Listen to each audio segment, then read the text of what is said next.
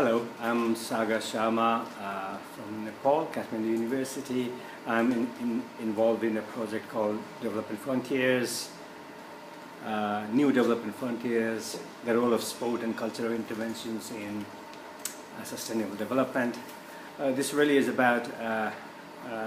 is about looking into sports and the role it can play in non-sport goals. We look at sport only as a participation, form of entertainment, mostly in low and middle income countries.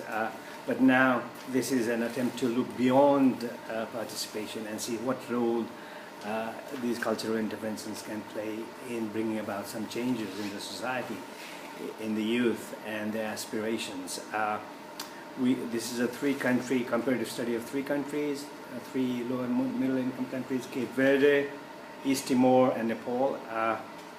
The challenges we face, of course, is that sport hasn't been looked as a science as yet, so we don't know how people react to it when we try to interpret it as a form of a tool for other goals. So that in itself is a challenge, the conceptual challenge, of course. The policies are there, but the implementation is a total different ball game altogether. The science of implementation is yet to be studied, and I think that's where we're also facing our challenges. But we already see some changes in that people have realized the importance of sport as a potential tool for other non-developmental goals such as resilience building, harmonization, peace building, and so forth.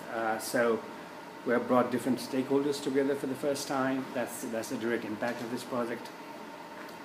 We have been working with youth, but not necessarily knowing what the other has been doing, so that they have come together. The other is that we have, through this initiative, through this project, review the existing policies and see the policies. In some countries the policies are there but not implemented.